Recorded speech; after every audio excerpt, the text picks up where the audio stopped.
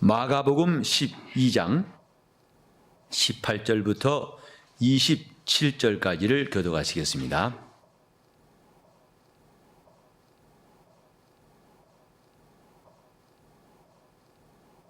부활이 없다는 사두개인들이 예수께 와서 물어 가로되 선생님이여 우리에게 써주기를 사람의 형이 자식이 없이 아내를 두고 그 동생이 그 아내를 취하여 형을 위하여 후사로 세울지니라 하였나이다.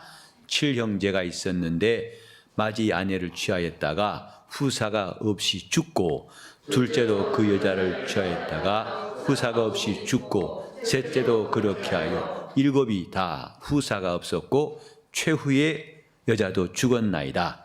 7사람이 다 그를 아내로 취하였으니 부활을 당하여 저희가 살아날 때에 그 중에 네 아내가 되리까.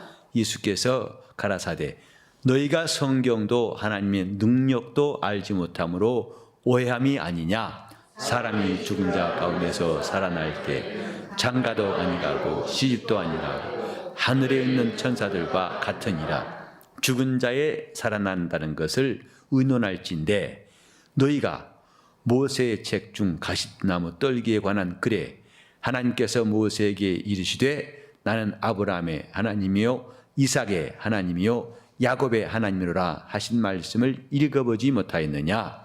하나님은 죽은 자의 하나님이 아니요 산 자의 하나님이시라. 너희가 크게 오해하였도다 하시니라. 아멘. 예수께 나온 사두개인들의 질문, 이것은 주님께서 무슨 답변을 하시든지 이들은 자신이 있다고 할 아주 기가 막힌 질문이었습니다.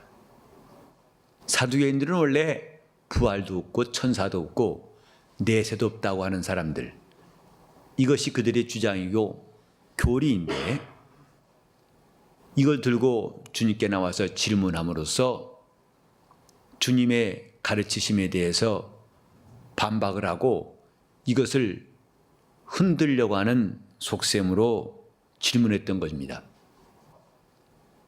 곧 먼저 모세가 가르친 바 형사 취수제도라 해서 형이 자식이 없이 죽으면 동생이 그를 아내로 취해가지고 형을 위해서 상속자를 낳아주라 하는 말씀, 곧 신명기 25장 5절에 있는 말씀을 들고 나와서 이 질문에 답해 보십시오 하고 주님께 질문한 겁니다. 즉 만약에 부활이 있다면 오늘 이 가정에 있던 일, 다시 말해서 7형제가 한 여자와 다 결혼했고 근데 그들이 한결같이 아들이 없어 죽고 마지막에는 이 여자도 죽었습니다. 그럼 다 죽었고 마침내 부활할 때에 저희가 살아날 터인데 이 여자는 누구의 아내가 되겠습니까? 이렇게 질문한 것은 부활이 없다고 하는 자기들의 주장을 입증하고 여기다가 힘을 실어서 예수님의 가르침을 공격하기 위한 것이었습니다. 이때 주님이 하신 말씀은 그분이 곤궁에 처해가지고 당황하신 것이 아니라 오히려 너희가 성경도 하나님의 능력도 알지 못함으로 오해함이 아니냐. 다시 27절에 보면 너희가 크게 오해하였도다 라고 말씀하셨습니다. 즉 사두개인들이 예수께 나올 때 그들은 자신만만했죠. 곧 자기들의 주장과 생각이 조금도 흔들리지 않을 거라고 확신한다고, 이건 분명하다고. 그래서 오히려 예수님이 당황하실 것이고 따라서 주님이 뒷걸음칠 거라고 예상했습니다마는 주님께서 하신 말씀 앞에 그들은 또다시 무너지고 말았어요.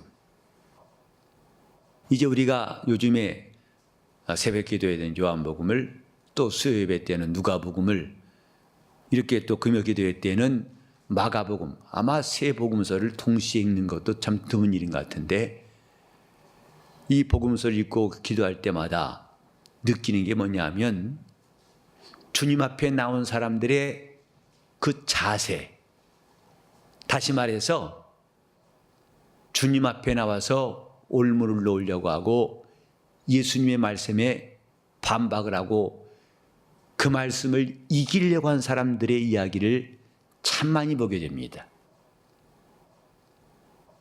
우리가 전에도 배웠지만은 이 가이사에게 세를 바치는 것이 옳습니까? 옳지 않습니까?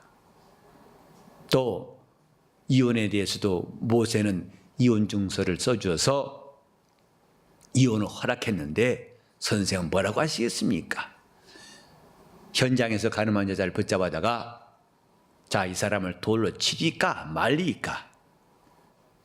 예수님께 대해서 당시에 똑똑하다는 사람들, 바리새인들이나 서기관들이나 율법사나 또 여기 나온 사두개인들이나 어쩜 그렇게 자기들의 주장이 맞다고 그걸 증명하는데 이토록 끈질기고 이렇게 열심을 내고 있을까? 사람들이 하나님 앞에서 그 말씀을 순종하는 것이 옳은지 그 말씀을 불순종한 것이 옳은지 너무 당연한 것인데도 불구하고 복음서를 읽다 보면은 결코 쉽지 아니하게 그분 앞에 굴복한 사람들이 많지도 아니하고 그리고 그들이 결코 쉽지 않은 자세를 가지고 있음을 볼 수 있어요. 다시 말해서 지지 않으려고 한다 이 말입니다. 누구?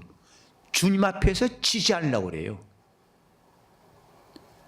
정말 조금만 정신 차리고 본다면 이렇게 황당한 일이 없고 답답한 일이 없고 어리석은 일이 없습니다마는 이런 일이 계속 반복되고 있는 것이 복음서예요.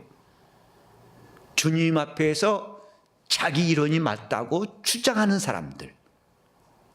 그래서 내 말 앞에서는 주님도 꼼짝 못할 것이라고 완전히 무장해서 그들은 자신만만하게 나온 사람들의 이야기가 참 많습니다. 정말 우리는 이때 마태복음 11장 25절 말씀이 떠올라요. 전지의 주제신 아버지여 이것을 지혜롭고 슬긴 자에게는 숨기시고 어린 아이에게 나타내심을 감사나이다. 옳소이다. 이렇게 된 것이 아버지의 뜻입니다. 라고 주님께서 말씀하셨어요. 주님 말씀하시는데 자기들의 주장 가지고 그 말씀을 이기려고 하는 겁니다. 근데 우리 마태복음 4장 보면은 예수께서 성령에 끌려 광야로 가서 시험 받으실 때에 마귀가 예수를 3번 시험하였습니다. 그 시험은 뭐냐면 결국은 내 앞에 무릎 꿇어라 한 것입니다. 3번째 시험이 바로 그거였었죠. 천하의 영광 보여주면서 내게 경배하라. 그러면 다 줄 것이다. 그러면서 마귀는 예수님께서 기록된 말씀을 인용하시는 것처럼 자기도 말씀을 인용했어요. 제가 천사를 시켜서 너희 발이 돌에 부딪지 않도록 너를 붙드실 터이니까 성전 꼭대기에 뛰어내려 봐라 하고 예수님께 시험을 했어요. 말씀은 시험하는 것이 아니라 이용하는 것이 아니라 의지할 말씀입니다. 말씀을 의지할 건가? 말씀을 이용할 건가? 결과는 천당과 지옥 차이입니다. 오늘날도 기독교 교회 내에서도 말씀을 가지고 장사한 사람도 있고 그것 가지고 협박도 하고 사기친 사람도 있어요.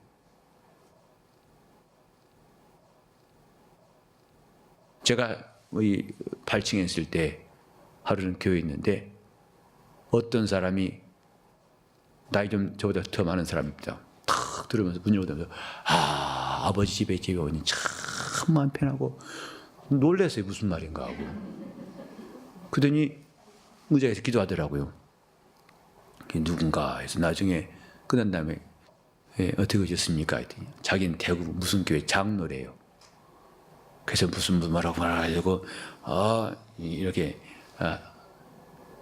장황하게 말하다가 나중에 들어보니까 돈 이야기거든요. 대구를 갔다가 10월 9일 날 다시 올라올 터인데 2만 몇천 원이 필요하다는 거예요. 작사시가 없어가지고. 그때 제가 수사관 같이 당신 진짜냐 아니냐 가릴 마음도 있었지만은 제가 좀 깨끗한 돈으로 모아놓은 게 5만 원 있었는데 5만 원 주었어요. 자기 2만 원처럼 된다고 가져가시오 그랬어요. 그랬더니 다음에 10월 9일 날 올 때는 꼭 갚겠다고. 갚지 않아도 됩니다. 그냥 가세요 하고 주었어요. 근데 10월 9일 날 안 왔어요. 11월 9일도 안 왔고. 자, 뻔히 이 사람이 의심도 하지만 주라 환자에게 줘야겠다 해서 그냥 내준 겁니다. 아버지 집 잘 집 필요 뭐 있어요? 그냥 와가지고 돈 좀 필요한데 그러면 안 줄까 봐 그런가? 하나님 말씀을 이용하는 것은 옳지 않습니다. 심지어는 목사라고 하는 자들도 자기 목적을 위해서 설교를 할 때에도 말씀을 이용하면 안 되는 거예요. 말씀은 사사로이 풀지 말라고 이미 베드로후서 1장에 경고하고 있어요. 억지로 풀지 말라고 그랬어요. 자기 목적을 위해서 그 말씀을 이용하지 말라는 겁니다. 그 결과가 어떤 것인가는 앞으로 두고 보면 알 겁니다. 하나님 말씀은 이용해야 할 것이 아니라 의지할 말씀이에요. 감히 피조물이 어떻게 그 말씀을 따지고 그 말씀 앞에서 자기의 지식을 자랑합니까? 자기의 경험을 자랑합니까? 성경에 기록된 대로 지극히 높으신 자가 비웃으시며 하나님이 그를 비웃으시겠다는 겁니다. 지금 이 사두개인들은 그 자세와 다를 바가 없어요. 그들은 예수님께 나가서 부활이 없다고 하는 자기 주장을 입증하려고, 그래서 예수님이 하신 말씀을 흔들고 무너뜨리려고 질문하되, 누가 보더라도 만약에 부활이 있다면 참 난처한 상황, 이 한 여자가 칠형제를 각기 다 남편으로 삼았기 때문에, 그러면 그 일곱과 함께 여자가 동시에 부활한다면 누가 하느냐, 그 질문을 답할 자가 있을까? 이건 말도 안 돼. 아무도 못할 거다. 자신만만했던 거죠. 그러나 주님은 너희가 오해했도다. 성경도 오해한 것이다. 하나님의 능력도 오해한 것이다. 너희 지식에서는 그게 최고의 답변인 것 같지만은 우물하는 개구리 마냥 네가 보는 것은 그만큼만 보는 것이다, 이 말이죠. 그 위에 있는 걸 네가 알 수 있느냐? 곧 부활 때는 너희들이 생각하고 있는 그 정도의 일이 아니라 하늘의 천사와 같이 장가도 가지 아니하고 시집도 가지 않는다. 너희도 그때 가서 결혼 주례할래? 하늘나라에서는 결혼식장이 없습니다. 천사와 똑같다.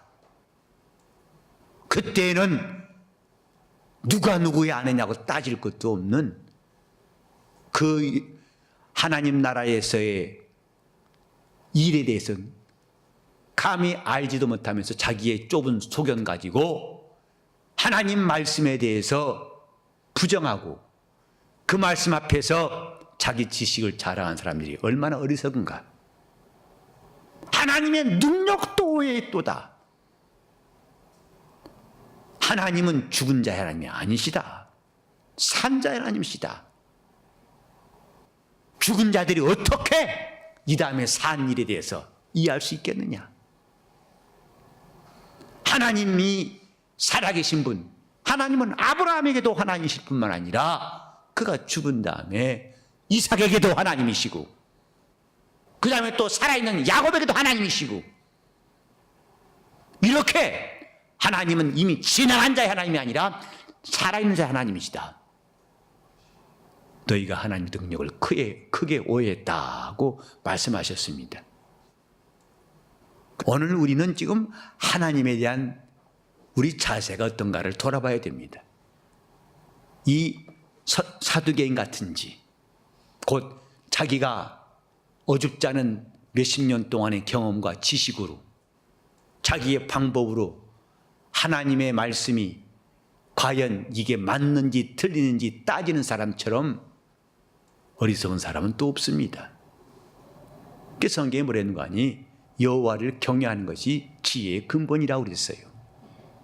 하나님 앞에 무릎 꿇고 그분을 존중히 여기는 것, 그분을 존경하는 것이 지식의 근본이라는 것입니다. 곧 그분 앞에 머리 숙이는 것이 지혜라는 거예요.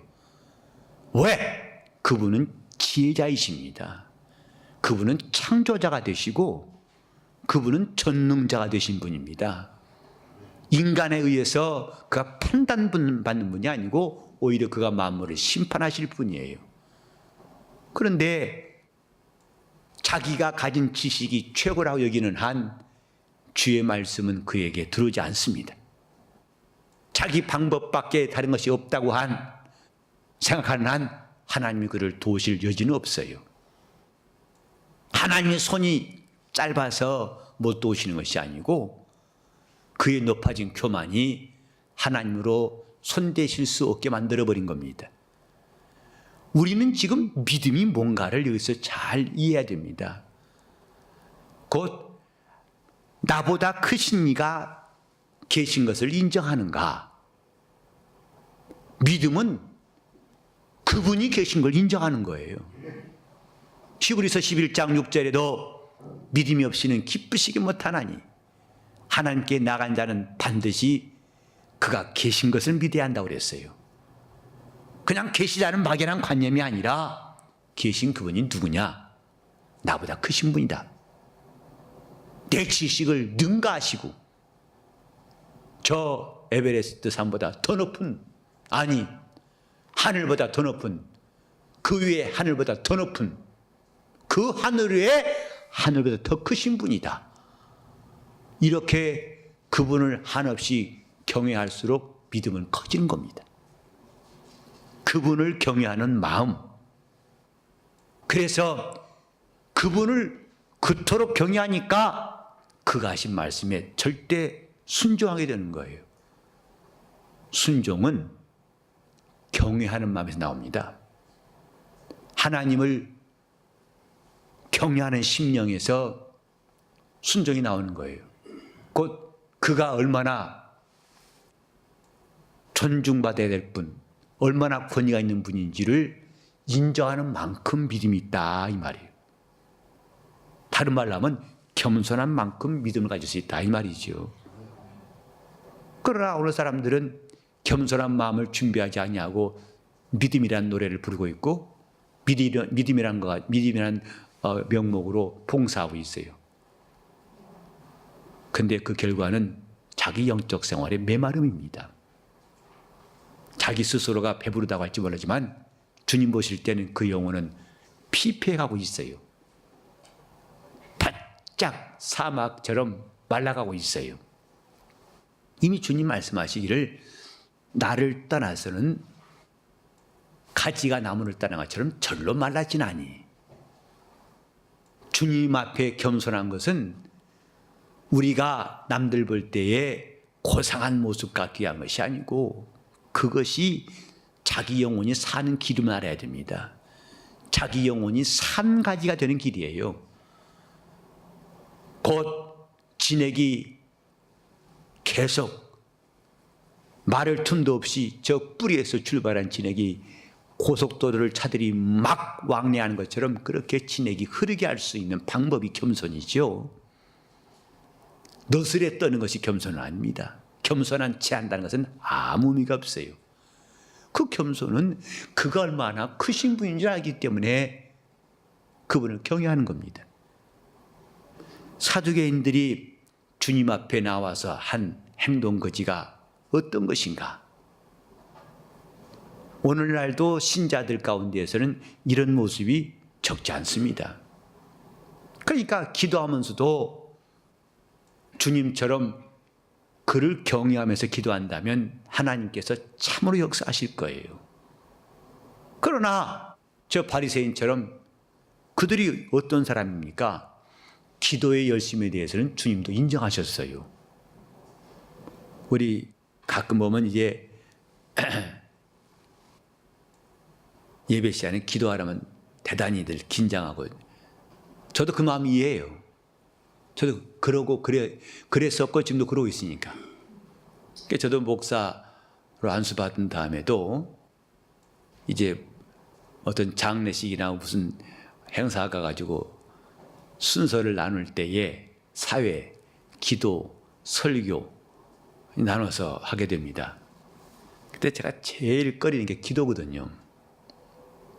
그래서 어떤 목사님은 사회 보고 어떤 목사님은 설교하고. 근데 차라리 사회 보라면 제일 편하겠어요. 그건 순서대로 하면 되니까. 근데 기도하게 하게 되면 정말 그때는 땀이 바짝바짝 나고, 어떻게 무슨 말을, 장례식 가가지고 기도할 때, 또 결혼식장에 가서 기도할 때 쉽지 않습니다. 그래서 여러분 그 심정 이해해요. 그래서 어떤 사람은 구역장인데 구역 모임 때 기도시켰다고 그냥 교회 안 나온 사람도 있어요. 자기가 무안했다고 창피해서. 근데 바리새인들은 시장과 큰 거리에서 통성기도의 대가들입니다. 대표기도의 대가들입니다. 그러니까 교회에서 기도하기 힘들어하신 분들 좀, 여러분들이 한번 볼 때 바리새인들은 정말 기가 막힌 사람들이에요. 그들은 오히려 몇 사람 없으면 기도 안 해요. 사람들은 많이가 기도하죠. 이렇게 그들이 담대하게, 또 얼마나 말을 많이 하는지 청산유수가 따로 없어요. 구구절절이 옳습니다. 그런데 주님께서 마태복음 6장에서 말씀하신 것은 저렇게 하지 말라 하셨어요. 자기들은 참 잘했는데 주님의 답은 저렇게 하지 말라. 저들의 기도는 외식하고 있느니라. 다시 말해서 하나님을 의식하지 아니하고 사람들 들으라고 하는 기도니라. 우리 주님 앞에서 과연 우리는 이렇게 엉뚱한 일을 하고 있지 않은지. 기도는 하는데 경외함이 없다면, 야이로가 훌륭한 것은 자기 딸이 죽어가는 절박한 상황에 그는 다급함 가지고 주님께 왔다라면 성경에 안 나왔을 겁니다. 다급했기 때문에 주님이 들어주신 것이 아닙니다. 그 야이로의 행동을 우리가 마가복음에서 자세히 볼 수 있는데, 그는 주님이 와 계시니까 많은 무리가 모이는데 무리 가운데로 와서, 그 다음에 그 모였지만은 그 다음에 주님을 보고 그랬어요. 주님께 시선을, 주님과 눈을 맞추고 있어요. 눈을 맞출 뿐만 아니라 그 다음에는 그에게 엎드려 그랬어요. 그리고 엎드려 조는 게 아니라 많이 간구하더라 그랬어요. 근다고 바리새인처럼 기도가 풍성하고 소리소리 쳤단 말이 아니라 그 내용 자체가 아주 신앙적이에요. 내 딸이 방장 죽게 되었사온즉 오셔서 손을 얹어 그로 살게 하소서. 그 말은 예수님의 권위를 그토록 인정한다는 말이거든요. 주님이 오셔서 내 딸의 몸에 손을 얹으시면은, 주님이 얹으시면은 살겠습니다. 그렇게 주님의 권위에 대해서 크게 의지하고 있었기 때문에 주님이 그 집에 가 도와주시기로 결심하신 거예요. 예수님께서 기도하실 때에도 자기를 죽음에서 능히 구원하실 이에게 심한 통곡과 눈물로 간과 소원을 아뢰었고 그의 경외하심을 인하여 들으심을 얻었느니라. 기도의 마무리는 경외함입니다. 나보다 크신 분입니다. 내가 손을 댈 수 없는 것을 주님은 손대실 수 있습니다. 나는 할 수 없는 그것을 주님은 다 하실 수 있습니다. 하고 그분께 대한 경외함, 많이 기도하고 큰 소리로 기도한 것보다 더 중요한 것은 그를 경외합니다, 이 말.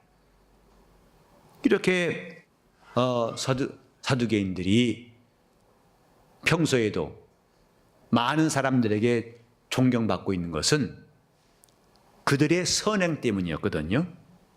그들이 평소에 가난한 사람들에게 자선을 베풀고 행함 자체가 요즘 말 맞다나 사람들에게 설득력을 얻고 있어요. 오늘날 천주교가 점점 성장한다는 말이 들려요. 지난번 교황 왔다 한 다음엔 더 그 증가 추세가 많아지고 오히려 기독교는 줄어간다고 그래요. 그게 뭐냐면 일반 사람들이 볼 때 기독교인들은 뭔가 비겁하고 또 부패에 관한 이야기가 자꾸 나오고 비리 나오고 그런가 하면 기독교인들은 이렇게 어려움, 나라가 시국이 어려울 때는 제대로 목소리를 내고 또 뭐 정의를 구현한다고 단체도 만들어 활동도 하고 뭔가 불의에 대항하는 것 같고 약자의 편에 선 것 같고 하니까 사람들이 심정적으로 캐톨릭에 대해서 기운다고 해요. 마치 지금 오늘날 캐톨릭같이 사두개인들은 당시 사람들에게 인정한 사람들이었어요. 그들은 돈이 많기 때문에 필요한 사람들에게 실질적인 도움을 줬거든요. 돈 몇 푼을 주면서 그들은 아주 선심도 쓰고 인기도 얻었어요. 그러니까 이 사두개인들은 당당한 겁니다. 그래서 마가복음 10장에 나오죠. 어떤 청년이 와가지고 선한 선생님이여 내가 어째 영생 얻으리까? 예수를 선하다고 말했어요. 근데 그 당시의 분위기를 배경을 본다면 선한 사람들은 사두개인들이었다 이 말이에요. 근데 그 말을 슬그머니 예수께 붙인 것은 일종의 비아냥일 수 있어요. 당신은 보니까 우리처럼 특별히 선한 일도 못한 것 같은데 선하다고 하니까 그렇다고 합시다. 선한 선생님이요. 이런 식이거든요. 그걸 그 다음 말씀에서 알 수 있어요. 내가 어째 나를 선하다 하느냐. 선한 이는 오직 하나님 한 분밖에 없느니라. 그 주님이 자신이 선하심을 부인한 게 아닙니다. 네가 보는 너는 사람, 나를 사람 아무개로 보고 선하다고 하는데 하나님 한 분만 선하신 분이시다. 이런 사두개인들의 자신만만하고 그들의 당당함 그리고 자기들이 내놓은 이슈가 아주 이건 똑부러진 거 아닙니까? 이 말을 누가 반박하겠어요? 아니 칠형제가 다 죽고 이 여자도 죽었는데 예수님 말 맞다나 다 부활한다면 누가 안 합니까? 적어도 이 해 아래에서는 기가 막힌 논리예요. 그러나 구름 아래에서의 논리이죠. 천상에서는 어림도 없는 말이다 이 말이죠. 부활 때에는 장가도 가지 아니하고 시집도 가지 아니하고 하늘에 있는 천사들과 같으니라. 이것을 네가 아느냐 이 말이에요. 이런 영적 세계에 대해서 아느냐? 이런 진리, 부활이란 진리를 알고 말하는 것이냐? 그 앞에서 이들은 할 말을 잃어버린 겁니다.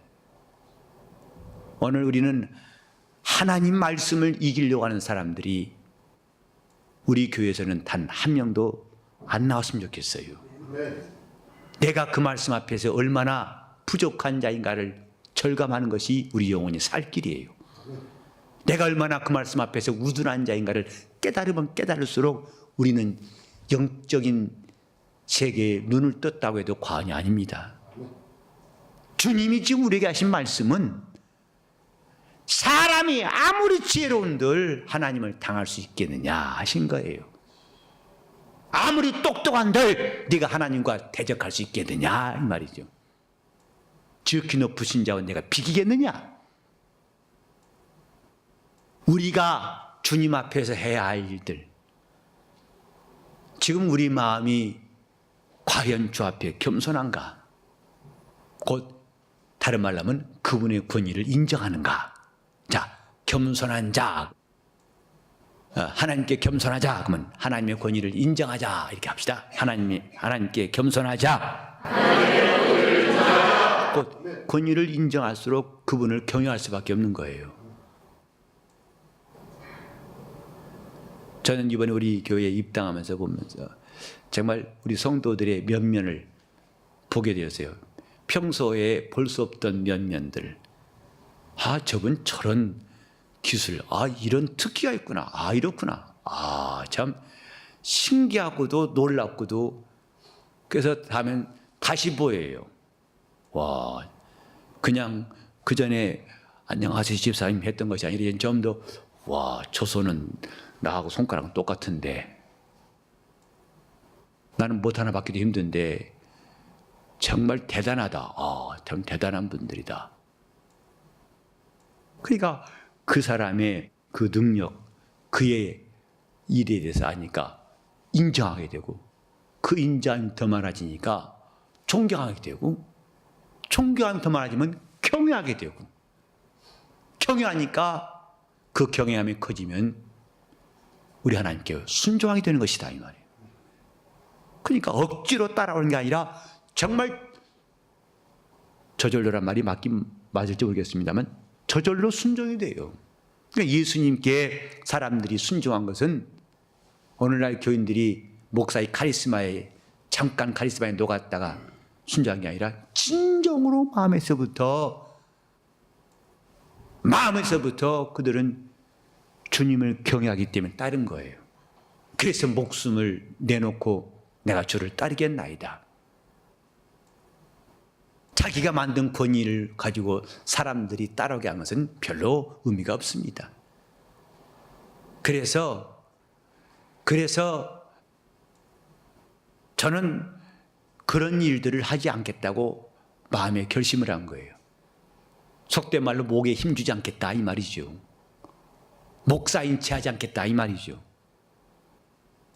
내가 그런 채에서 여러분이 나를 인정한다면 어느 순간 여러분 날 실망할 때가 또 있을 거예요. 왜? 그 목에 힘이 빠진 날부터, 그 권위가 무너진 날부터는 전혀 딴 말 할 수 있거든요. 그러니까 제 앞에서 말하는 거하고, 저는 전에 있던 교회에서 그런 적이 있어요. 저 아프리카 성교여행 갔다 오는데 어떤 집사님인데 제 뒷자리에 앉은 집사님한테 와 그래요. 야, 무슨 목사 노래? 그러더라고. 아, 그분 앞에서는 목사님 하더니 야, 그 목사 노래한다. 그래서 참 그거 듣고 있으면서 내 앞에서 말하는 것은 아무 의미가 없구나. 내 앞에서 목사님 봤자 뒤에 가서 저 목사 말이야. 그럴 수 있어요. 그걸 저는 1991년도부터 이미 결심했어요. 저럴 수 있구나. 그래서 난 괜히 허세 부리지 말아야겠다. 내 앞에서 그 사람들이 면종 복비하는 일에 대해서 내가 아주 값어치 없게 생각해야겠구나. 다 그것은 처음부터 포기하고 시작해야겠다 생각했어요. 주님을 경외하는 사람들, 이 사두개인들은 예수를 이기려는 사람들이었어요. 신앙은 자기를 이기려고 해야 됩니다. 말씀을 이기려고 하지 말고 자기를 이기려고 해야 한다 이 말. 어떻게? 그분을 경외함으로써. 나는 주님을 경외한 사람. 그래서 내가 갖고 있는 문제 크지요? 무겁지요? 일생 지고 가야 할 짐입니다. 그래서 그 짐 때문에 쓰러지고 싶어요. 그러나 그분을 경외한 사람들에게는 내 문제보다도 주님은 더 크시다 하는 그분에 대한 진정한 사모함이 있어요. 주님은 내 문제보다 더 크신 분이시다. 여러분이 사모하는 것, 바라는 것보다 크시기도 하지만 여러분이 그렇게 평소에 무겁게 생각하는 질고라든지 여러분 지금까지 숙제와 같이 여러분 삶을 짓누르고 있던 여러 문제들, 밑도 끝도 없고 언젠가 끝날 것이라는 그런 문제들, 여러분 인생을 온통 짓누르는 그런 문제들, 그래서 차라리 죽고 싶은 마음까지 들 그런 문제들이 여러분 속에 과연 없다고 할 수 있습니까? 그런데 이 문제보다 크신 분이 주님이시다 하고 인정하기 때문에 우리는 기도하는 겁니다. 내 문제보다 크신 분, 내 능력보다 크신 분, 내 생각보다 크신 분, 내 마음보다 크신 분, 내 지식보다 크신 분, 그분이 하나님이세요. 그분의 이름은 예수요. 그 이름이 우리에게 구원이 되었고 우리가 그분을 의지할 때에 사람이 해낼 수 없는 그것을 하나님 다 하신다고 성경 기록되었습니다. 우리는 오늘 이 밤에 나와서 그저 소리만 드높이는 것이 아니라 내 마음속에 사두개인처럼 주님을 이기려고 했던 교만함을 다 꺾고 그분을 경외하는 기도가 있기를 예수 이름으로 축원합니다. 하나님의 살아계심을 인정하고 우리는 그분 앞에 그냥 소리만 딱 뿜어내. 오늘 몇 시간이 돼서 2시간이 돼서 오늘은 후련하다, 할 거 다 했다. 그게 무슨 소용이 있습니까? 그분을 경외하는, 내가 얼마나 기도할 수 있는가를 과시하는 것이 아니라 진정으로 주님은 내 삶의 주관자가 되시고 내 문제를 능히 해결할 수 있는 분이십니다 하고 야이로처럼 이렇게 삭개오처럼 자기 재물을 다 쏟아놓고도 주님을 기뻐 영접할 수 있는 그런 경외함이 우리 기도의 기본이 되어야 할 것입니다. 우리 주님을 경외하는 참 성도로 승리할 수 있기를 예수 이름으로 축원합니다. 말씀을 이길 분도 아멘 하세요. 누구가 또 아멘을 하고 마음을 먹다가 아짜가 나온 사람 누구예요 지금? 다시 설교 또 다시 시작해야겠네. 자, 말씀으로 나를 이기자. 시작. 말씀으로 나를 이기자. 시작. 말씀으로 나를 이기자. 시작. 기도하실 때 내 속에 사도개인 같이 이렇게 마음에 완악한 마음을, 왜? 그분께 대한 절박한 사모함이 없는 것 자체가 그분에 대한 경외함이 부족한 겁니다. 그분께 맡기지 못한 것부터가 그분께 대한 경외함이 부족한 것입니다. 주님, 내가 주님처럼 하나님을 경외하는 기도의 사람들 될 수 있도록, 내가 정말 주님 앞에서 나를 이기고 말씀을 의지하는 사람 될 수 있도록, 그래서 나보다 크신 분을 일생 동안 의지할 수 있도록 다 같이 합심해서 통성으로 기도하시겠습니다. 하나님.